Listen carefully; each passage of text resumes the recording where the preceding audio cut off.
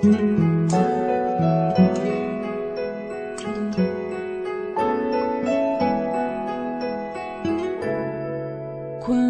luz neste ambiente, descendo sobre nós, vibrando em nossa mente.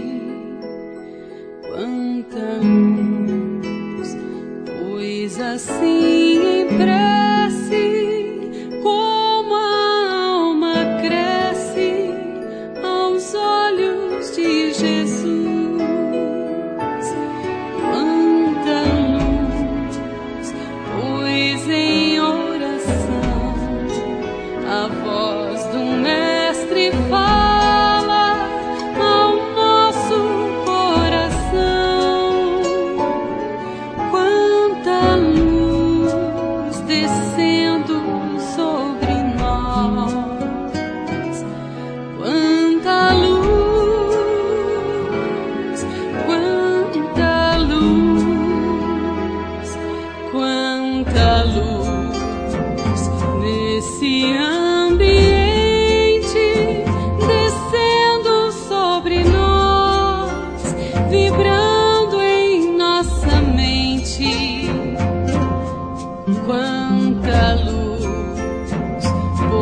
Assim em prece, como a alma cresce aos olhos de Jesus.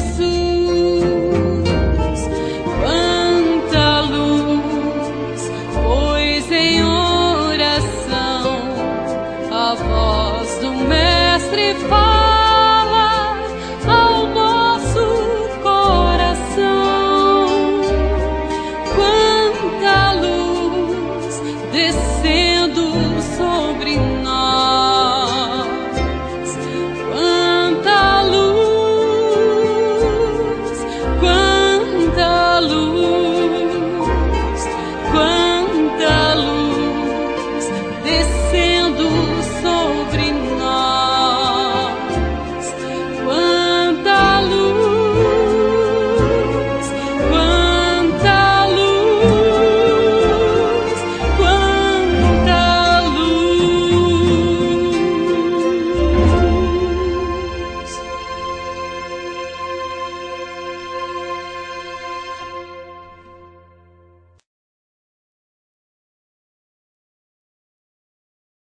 Boa noite a todos, sejam bem-vindos à nossa casa Seara de Amor, sejam bem-vindos ao nosso canal do YouTube também da Seara de Amor.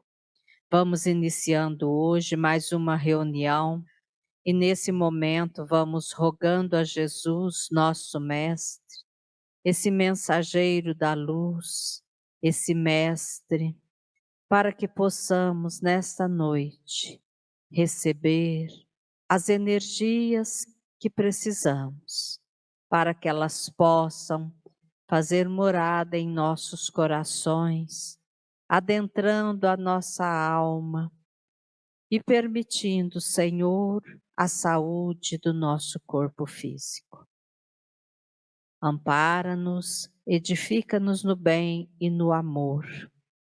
E hoje, Senhor, ao iniciarmos o nosso mês de setembro, nós rogamos também a todos os nossos irmãos que por algum motivo ainda permanecem com a falta de vontade de viver, mas que eles possam, Senhor, todos eles, encontrarem a força necessária em Ti, trazendo as energias de paz, de harmonia, as energias de luz a cada um deles.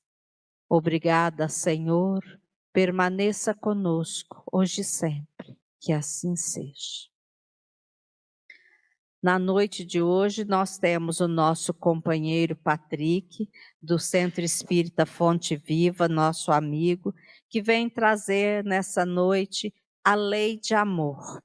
Que possamos apreender desses ensinamentos para a nossa aplicação diária em todos os dias. que os nossos amigos espirituais inspirem o nosso companheiro. Muito obrigada por ter aceitado o nosso convite. Bem-vindo à nossa casa e fique à vontade, tá? Vou ficar em pé porque... Tá, obrigado, viu? Então, boa noite a todos que estão presentes aqui, irmãos em Cristo. Muito bom nos reencontrarmos mais uma vez nessa encarnação, não é? Tenho certeza de que somos... Aqui? Tá bom.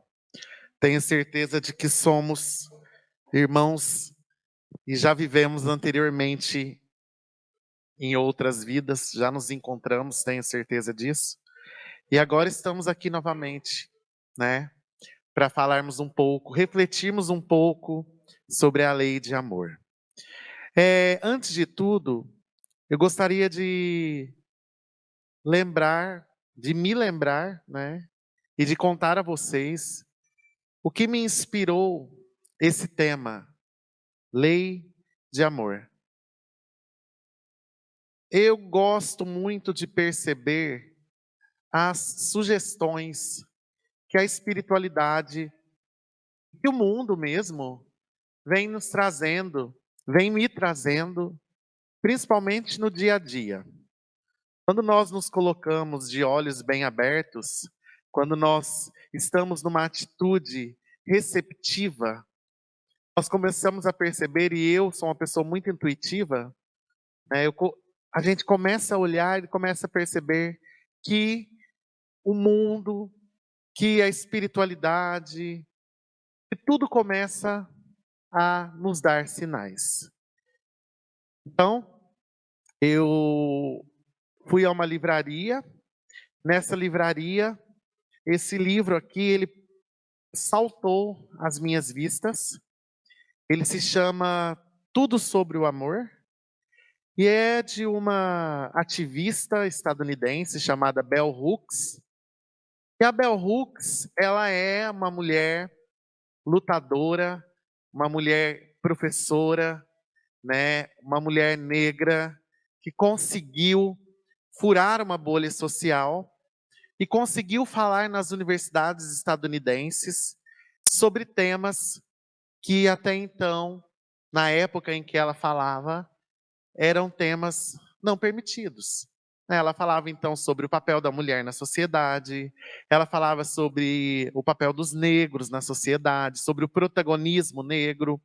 E Bell Hooks, ela me chama muita atenção quando esse livro, eu li aqui atrás dele, e diz assim: o que é o amor, afinal? Começa aqui atrás do livro.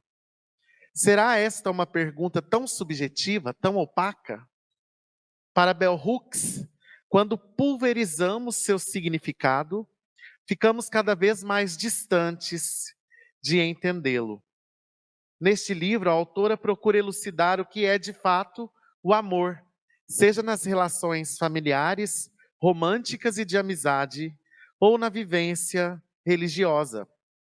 Na contramão do pensamento corrente, que tantas vezes entende o amor como sinal de fraqueza e irracionalidade, Bell Hooks defende um amor que é mais do que um sentimento.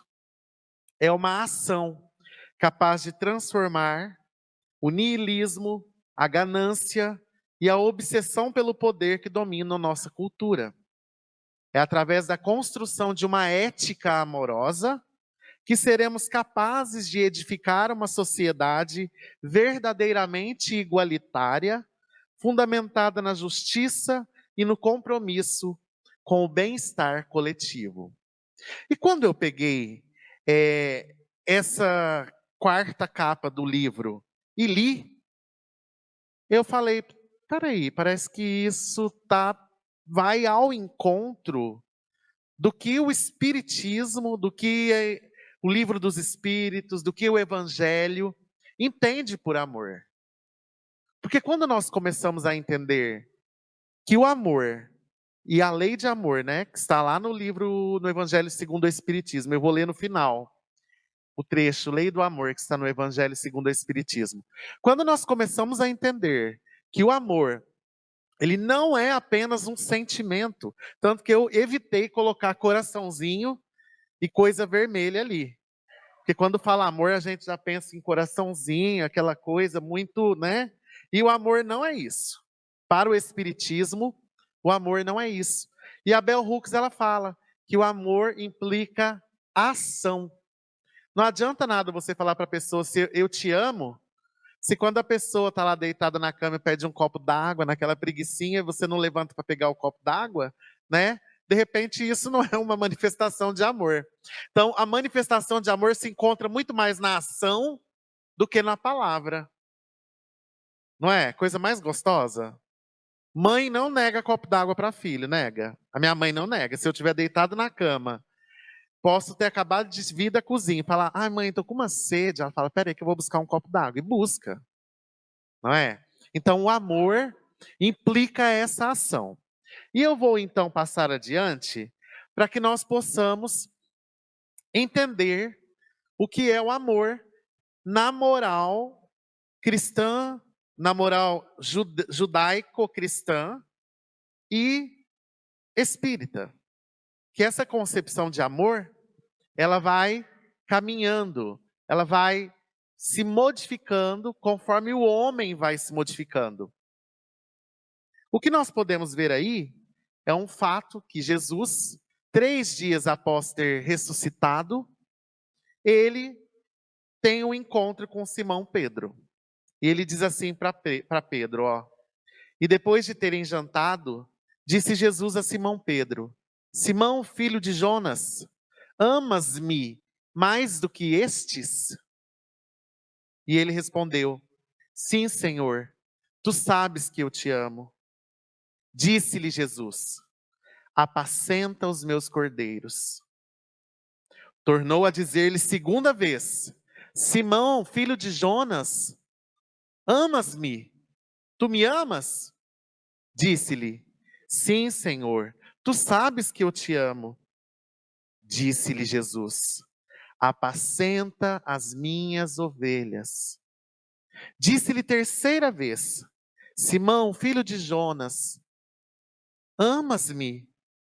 Simão entristeceu por lhe ter dito terceira vez, amas-me? E disse-lhe, Senhor, tu sabes que eu te amo.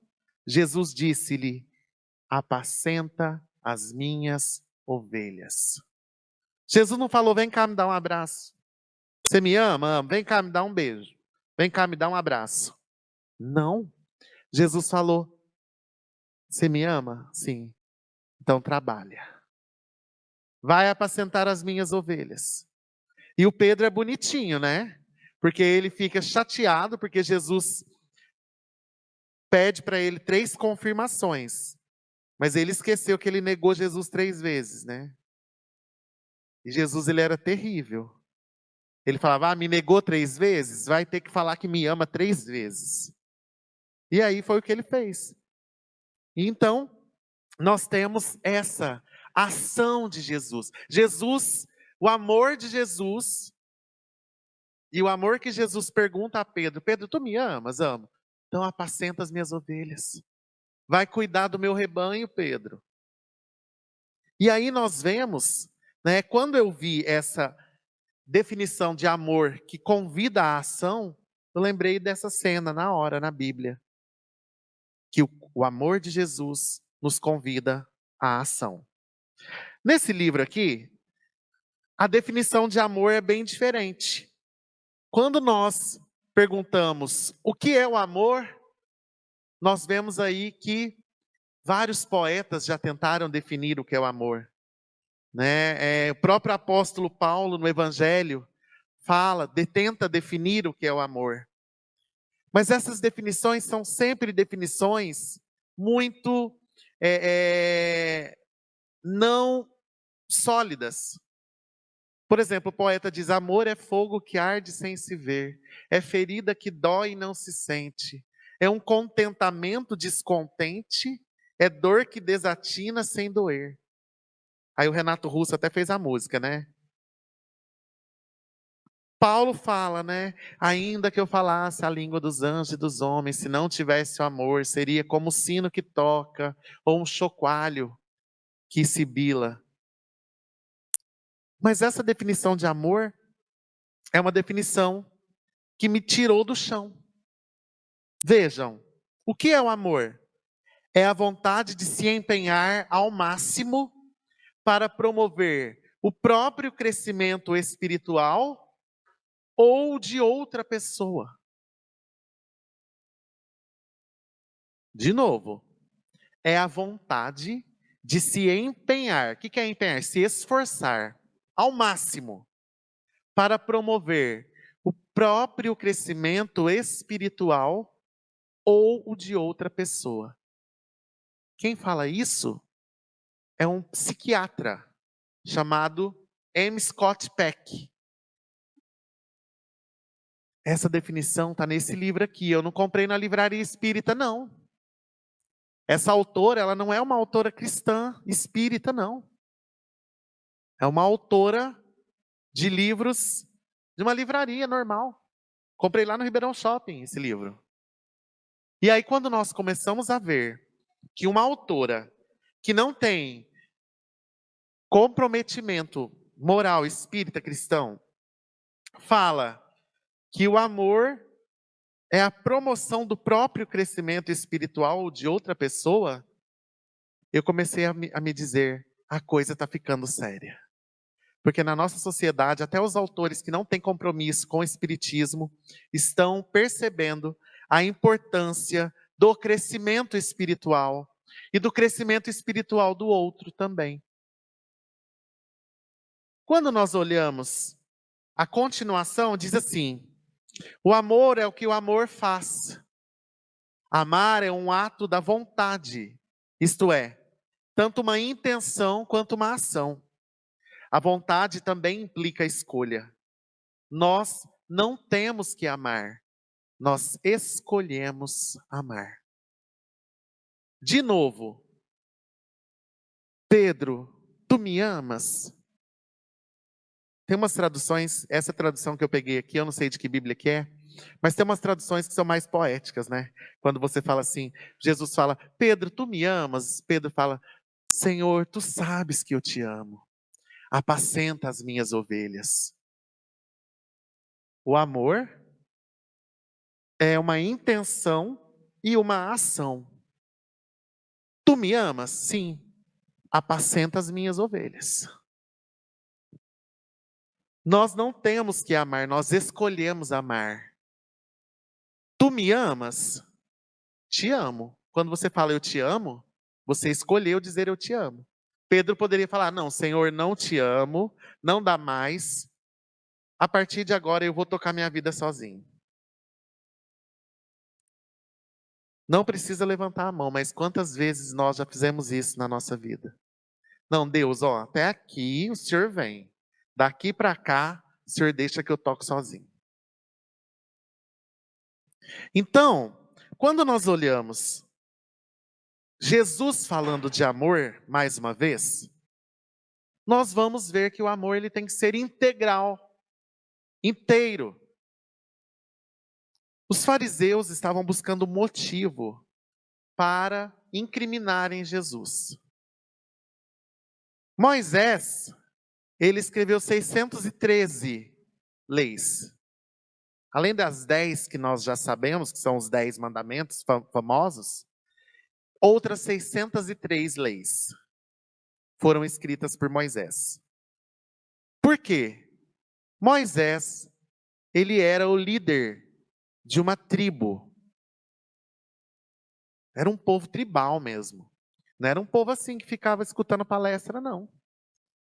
Era um povo tribal que matava por causa de coisa de comer. E aí, Moisés precisava colocar aquele povo na linha. E para colocar aquele povo na linha, ele tinha que mostrar que Deus era um legislador. Deus era justo. Deus era um legislador. E quando nós olhamos para a história, nós vamos vendo que todas as tribos que todas as cidades tinham seus legisladores. Tinha um muito famoso, que era o chamado Hammurabi, que tinha o Código de Hammurabi. Então, em todos os lugares do mundo, Deus e a lei caminhavam juntos. As leis ficavam a cargo da igreja. Tanto que quando alguém cometia algum crime, quem julgava eram os doutores da lei no templo. A justiça não era separada. Né? Hoje a pessoa comete alguma coisa, o povo da igreja julga? Também julga. Mas quem julga é a justiça. Quem determina a pena. E nessa época de Jesus, não era assim. Os fariseus eram os senhores da lei. E eles eram os responsáveis pelo cumprimento da lei. Então, buscando incriminar Jesus, eles encostam Jesus no canto e perguntam: Senhor, qual é o maior mandamento? E Jesus fala, né? Eu não vim destruir a lei e os profetas. Tanto que o primeiro capítulo do Evangelho segundo o Espiritismo é este: não vim destruir a lei.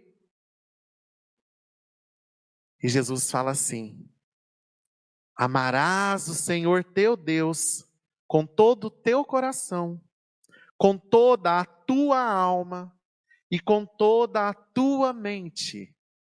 Este é o primeiro e grande mandamento. O segundo, semelhante a este: amarás o teu próximo como a ti mesmo. Nestes dois mandamentos está dependurada toda a lei e os profetas. Os judeus, eles cumpriam a lei da boca para fora. Eles eram legalistas. Eles ficavam vigiando uns aos outros, falando: não pode comer isso, não pode comer aquilo. Tem que trazer não sei o que para fazer o sacrifício no templo. Eles cumprir a lei para eles, estar em uma relação direta com Deus, era cumprir coisas externas. Entendeu? Tipo, sexta-feira santa não pode comer carne. Mas a hora que der 12:01, nós vamos acender a churrasqueira. Era mais ou menos assim. Você não pode usar essa blusa porque a manga está um pouco alta, para cima do cotovelo. E gente decente tem que usar a roupa aqui. Sabe essas coisinhas? Né? Naquela época, a lei de Moisés falava que não pode usar tecido feito com fibras diferentes. Poliéster, quem está usando está pecando contra Deus. Porque poliéster tem, né? Um pouco de cada coisa. Algodão e lycra pecou contra Deus. Era assim. Mas devia ter um porquê. Não é? Então vejam, a relação do povo judeu com Deus naquela época era uma relação externa. Jesus, ele traz a relação para o âmbito interno.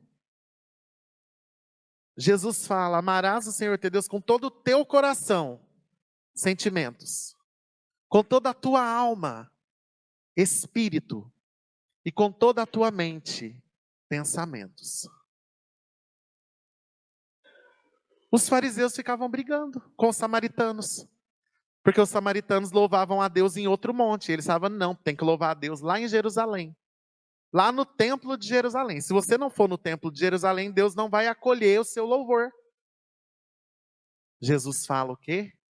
Quando quiseres orar, entra no teu quarto e fala em silêncio com Deus. Jesus veio quebrar paradigmas. Ele veio falar: não, você fala com Deus aqui, no seu íntimo. Você não fala com Deus no templo. Também. Mas quando você quiser falar com Deus, você precisa entrar no seu mais íntimo. E aí sim você encontra Deus. E aí Jesus, ele nos mostra isso então, que a nossa relação com Deus não precisa ser uma relação externa, é uma relação interna. E uma relação que está direcionada para o próximo, para o outro. Aí, no dia 18 de abril de 1857, chega-nos a terceira revelação. E a terceira revelação vai falar para nós o quê? Não adianta você louvar a Deus com coisas externas, nem só louvar a Deus internamente. Você precisa sair para a ação. Você precisa demonstrar o seu amor. Porque a definição de caridade, no Livro dos Espíritos, nós já vamos ver, fala sobre sair de si. Não adianta nada você amar a Deus, ter uma relação linda com Deus, se você não contribui para construir um mundo melhor. E eu não gosto de ficar falando da coisa que eu falo, porque parece que sou eu que estou falando, e não sou. E aí o que acontece? No Livro dos Espíritos, Allan Kardec vai organizar as leis morais. Os espíritos vão trazer as leis morais. E o que são essas leis morais? São as leis de funcionamento do mundo. Porque Deus não muda, nunca mudou. E aí nós temos a lei divina ou natural, que nos mostra que toda lei natural, ela é divina, portanto natural. A lei que faz com que a terra gire em torno do sol, foi o homem que criou? Não, é divina, é natural. Quem foi que determinou que a mulher, dentro da mulher, o ciclo da lua ia durar 28 dias? Com seus óvulos e ovários. É você que escolhe isso? É lei divina ou natural. A mulher carrega dentro de si o ciclo da lua. Vejam, como é fora é dentro. Como é em cima é embaixo. Nós não podemos fugir disso. Daí nós temos, encabeçado por isso, a lei de adoração. Que é a lei que vai falar sobre o nosso relacionamento com Deus. A lei do trabalho, que é uma lei moral, que nos mostra que nós devemos trabalhar. Se nós não trabalharmos, nós ficaremos atrofiados. Quebra o seu braço 40 dias e fica com ele parado. Tira o gesso e não vai na fisioterapia não, para você ver se ele volta. Temos que trabalhar. Lei da reprodução, que mantém a materialidade. Lei da conservação, então a coisa nasce, se conserva por um tempo até funcionar bem, seu tempo de vida útil, e depois tem que ser destruída a matéria. Lei de sociedade, eu não consigo viver sozinho. Tenho que viver com o meu irmão, porque eu não tenho todos os dons, e nem ele tem todos os dons. Lei do progresso, estamos fatalmente inclinados ao progresso. E temos que contribuir, temos que fazer a nossa parte. Lei de igualdade, todos somos iguais perante Deus. Deus nos criou simples e ignorantes. Lei de liberdade, o meu limite termina onde começa o do outro. E eu não posso fazer todas as coisas sobre a face da terra. Porque quando eu faço alguma coisa sem pensar no outro, eu estou ferindo o direito do outro. E eu não quero ferir o direito do outro, assim como não quero que o outro fira o meu. Lei de justiça, amor e caridade. E é sobre essa lei que nós vamos nos deter um pouquinho mais. E a perfeição moral. O que eu mostrei para vocês aqui? Os 12 capítulos que compõem a terceira parte de O Livro dos Espíritos. Então, se você quer ter essa relação com Deus, uma relação diferenciada, precisa se debruçar sobre a terceira parte de O Livro dos Espíritos, que depois vai ser refeita aqui, ó. A terceira parte de O Livro dos Espíritos é a base para o Evangelho segundo o Espiritismo. Então, todas as leis morais estão aqui. Elas estão esmiuçadas, explicadas no Evangelho segundo o Espiritismo. Então, o Evangelho é a base moral para a nossa evolução. Eu vou passar aqui um monte de coisa que eu já falei e vou chegar na lei de justiça, amor e caridade, que é a que nos interessa, que eu vim falar sobre a lei de amor. Só que lei de justiça, amor e caridade. Moisés nos trouxe a face do Deus justo. Não lembra que eu falei para vocês que tinha um monte de lei que o povo tinha que cumprir? Jesus nos trouxe uma nova revelação, nos dizendo: Deus é amor.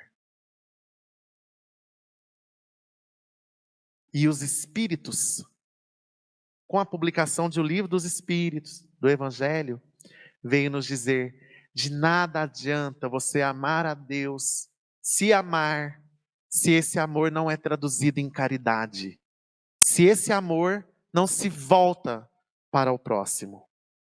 E aí a questão 873 diz assim: o sentimento da justiça está na natureza ou é resultado de ideias adquiridas? Sentimento de justiça. Ele está perguntando assim, Allan Kardec: o sentimento de justiça é uma lei de Deus? É uma lei natural? Ela está dentro do homem? Sim. Você pode pegar uma criança, põe a criança ali, ó, que nem tem muita noção de justiça.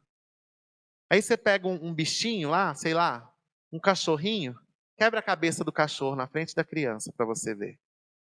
Ela vai achar aquilo uma injustiça, porque dentro dela já existe o senso de justiça.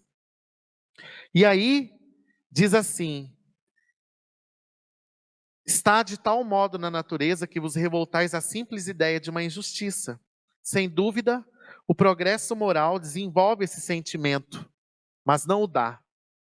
Deus o pôs no coração do homem.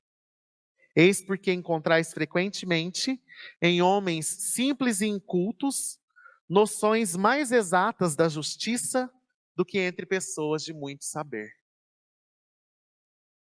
E continua, e é aqui que eu queria chegar. Questão 886. Qual o verdadeiro sentido da palavra caridade, tal como Jesus a entendia? Então, Allan Kardec pergunta aos espíritos: para Jesus, o que é a caridade?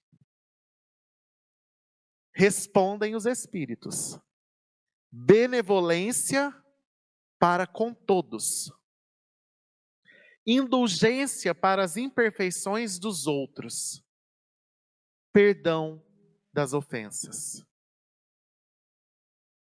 A caridade, como entendia Jesus, à luz do Espiritismo, não se volta para nós. Esse amor, ele não se volta para nós. Ele se volta para o próximo. Benevolência para com todos. Bondade para com todos. Indulgência para as imperfeições dos outros. O que é isso? É você ter paciência com a imperfeição da outra pessoa. É você falar: nossa, preciso evoluir também. Olha esse irmãozinho. Nossa, vou rezar por ele. E perdão das ofensas. Vocês entendem quando eu falo que o amor é ação? Amor é ação.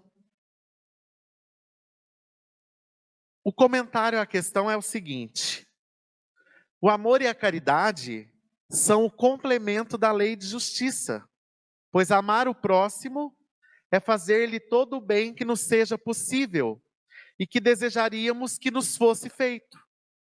Tal o sentido dessas palavras de Jesus. Amai-vos uns aos outros como irmãos. Então, o que é a caridade? É fazer aos outros aquilo que eu gostaria que os outros fizessem comigo. Essa é a lei de amor. Lembra daquela definição que eu mostrei para vocês no começo da minha fala? O que é o amor? Define aí o psiquiatra M. Scott Peck. É a vontade de se empenhar ao máximo para promover o próprio crescimento espiritual ou de outra pessoa. Quando eu sou bom para com todos, eu estou promovendo o crescimento espiritual meu? Sim ou não? Sim. E o da outra pessoa? Quando a pessoa comete um ato lá, você fala, fique calmo, meu irmão. Não é?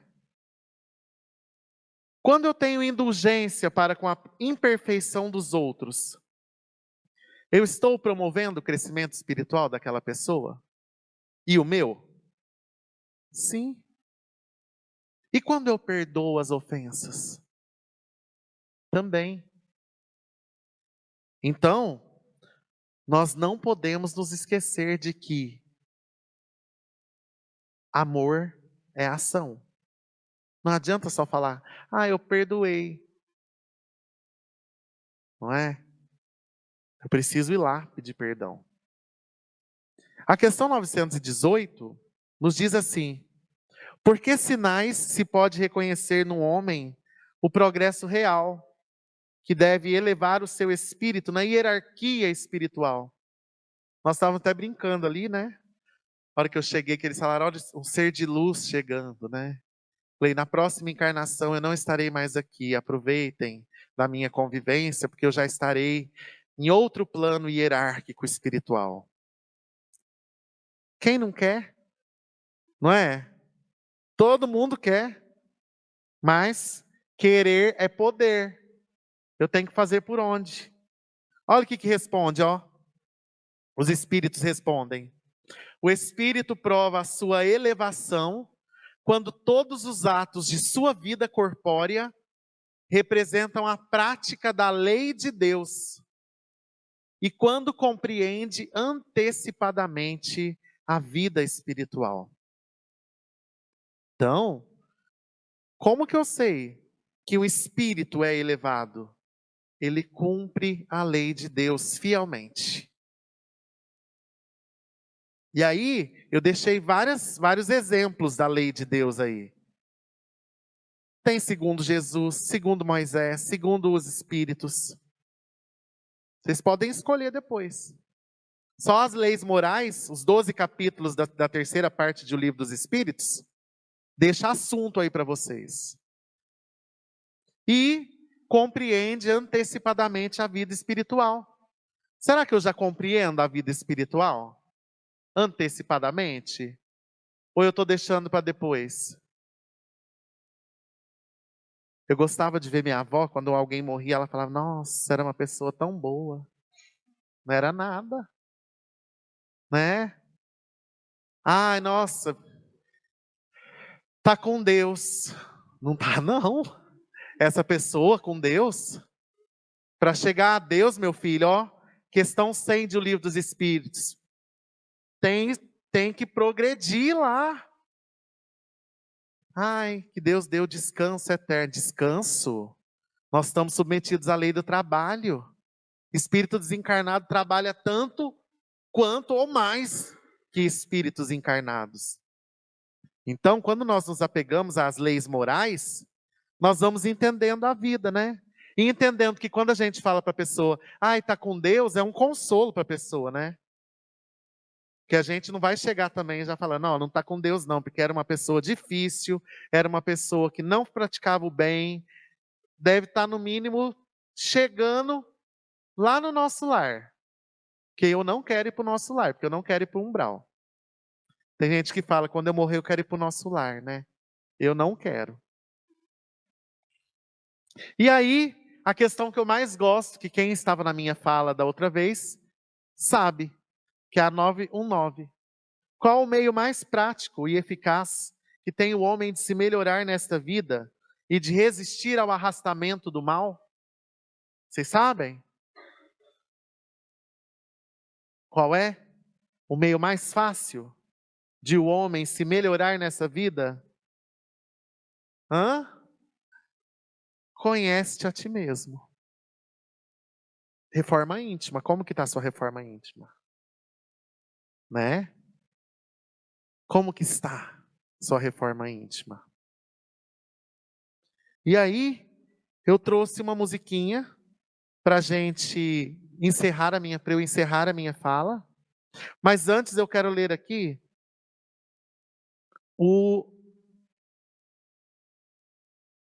uma epígrafe que está no mesmo livro que me inspira, que diz muito sobre o que nós falamos hoje. Diz assim: enquanto sociedade, nos sentimos constrangidos pelo amor. O tratamos como se fosse uma obscenidade. Relutamos em admiti-lo. Apenas dizer a palavra nos faz tropeçar e corar. O amor é a coisa mais importante em nossa vida. Uma paixão pela qual lutaríamos ou morreríamos. E contudo, ainda hesitamos em insistir em seu nome. Sem um vocabulário maleável, nem sequer podemos falar ou pensar a seu respeito diretamente. Nós ficamos constrangidos de olhar para uma pessoa nos olhos e falar: eu te amo. Num relacionamento, então, para um se declarar para o outro, falar eu te amo, ai meu Deus, mas será que eu amo mesmo? Será que não é muito cedo para eu me declarar? Né? Então nós precisamos ficar atentos. Escolham uma dessas concepções de amor que eu apresentei e tomem ela como meta de vida. Sugiro que vocês fiquem com a questão 886. O espírita precisa decorar essa resposta. Qual é a caridade? O que é a caridade? Como Jesus a entendia. Decora. Decora, que pelo menos decorando, mesmo que você ainda não esteja vivendo, pelo menos sabendo o que é, você passa a querer viver. Eu falo você, mas eu também, não é? Então, o que é o amor? O que é a caridade? Benevolência para com todos, indulgência para com as imperfeições dos outros e perdão das ofensas. Então eu vou deixar vocês aí com uma musiquinha do Pedro, birrento, que ficou triste quando Jesus perguntou: Pedro, tu me amas? Pedro, tu me amas? Pedro, tu me amas? E o Pedro ficou constrangido de falar para Jesus: te amo, tu sabes que eu te amo, tu sabes que eu te amo. Tá? Então que nós não tenhamos medo de amar e amemos-nos uns aos outros.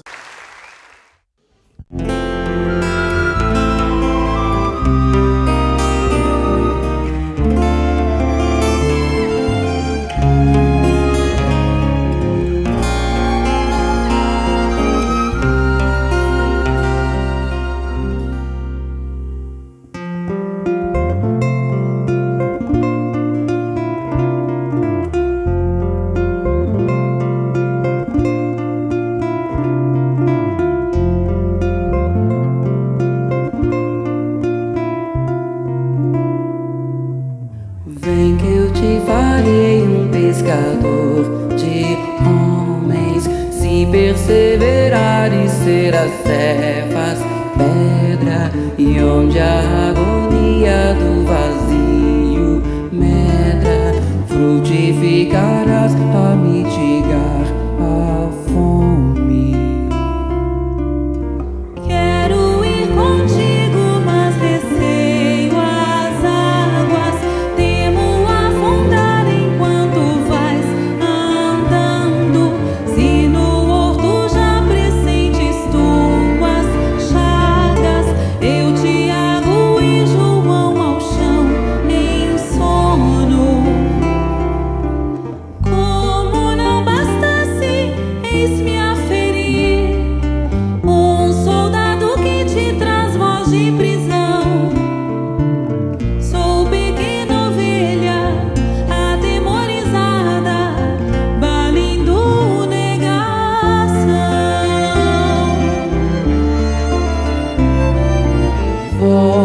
a vida e tomo pela tua mão. Crê, te levarei onde não queiras ir. Pedro, tu me amas, Pedro, tu me amas, Pedro, tu me amas. E tu que és a rocha, constrói a minha casa no coração do irmão. Ouve, Simão Pedro, morrerás em cruz. Não, eu não mereço essa distinção. Se depois do mestre martírios são troféus e as mãos que ele tocou, os pés que ele lavou, apontarão os céus.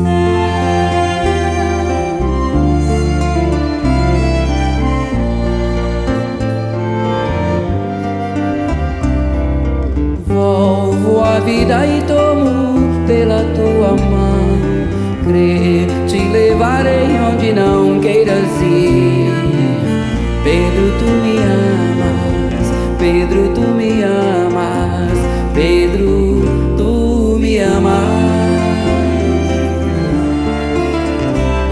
E tu que és a rocha, constrói a minha casa no coração do irmão. Ouve, Simão Pedro, morrerás em cruz. Não, eu não mereço essa distinção. Se depois do mestre Martírios são troféus e as mãos que ele tocou, os pés que ele lavou, apontarão os céus. Vem que eu te farei um pescador de homens. Se perseverar e ser as cefas pedra. Vem que eu te farei um pescador de homens.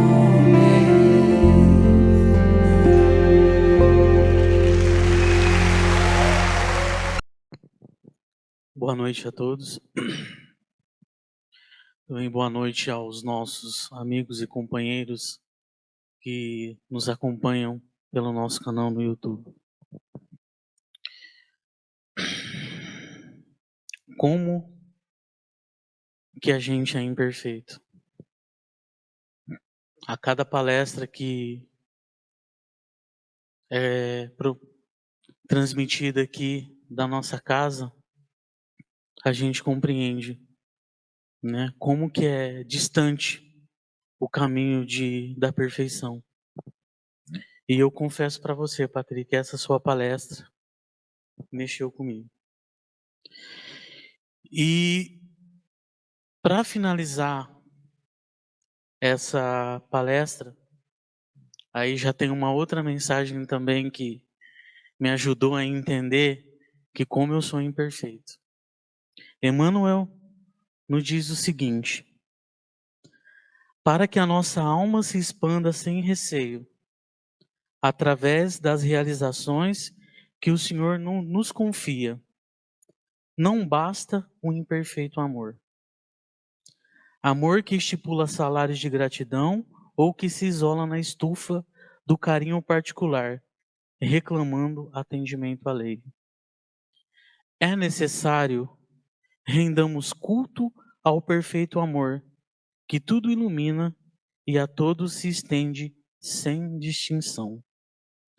O perfeito amor compreende que o Pai Celeste traçou caminhos infinitos para a evolução e aprimoramento das almas, que a felicidade não é a mesma para todos e que amar significa entender e ajudar, abençoar e sustentar sempre os corações queridos no degrau de luta que lhes é próprio. Essa mensagem se encontra no livro Palavras de Vida Eterna. E é com essa mensagem de hoje que nós encerramos essa nossa palestra de hoje, desejando a todos vocês uma ótima semana. Uma semana cheia de paz, uma semana cheia de alegrias e realizações. Fiquem todos com Deus e até a próxima terça-feira.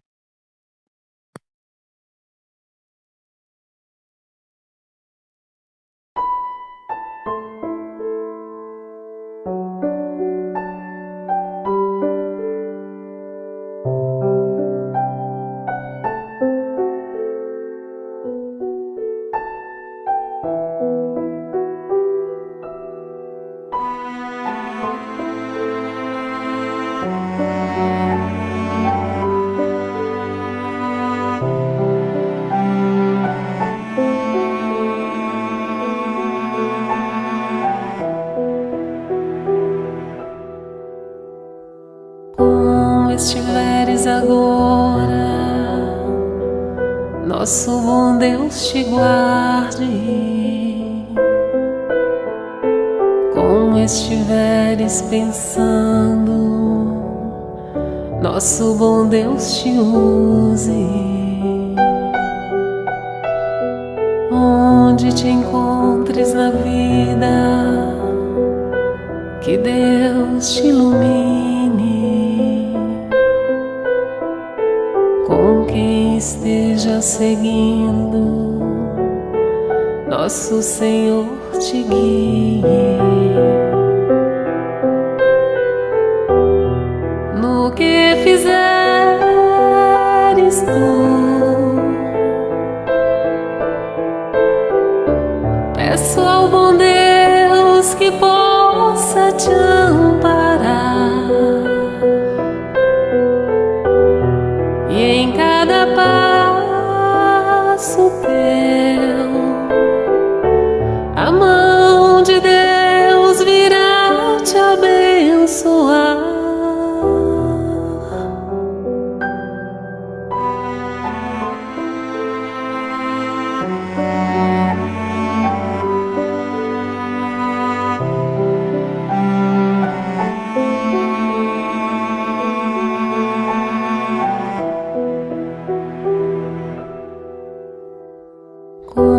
Estiveres agora,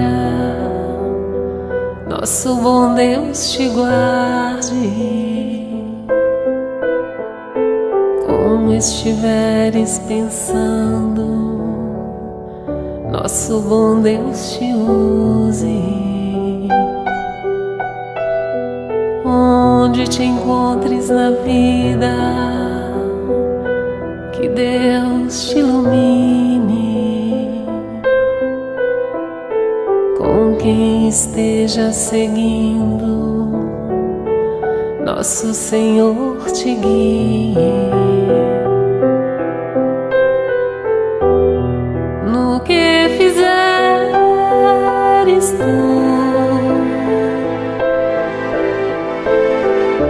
peço ao bom Deus que possa te amparar.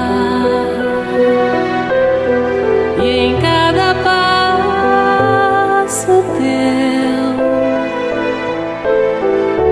a mão de Deus virá te abençoar.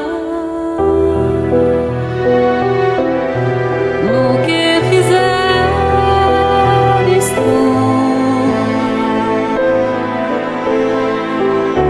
peço ao bom Deus que possa te amparar.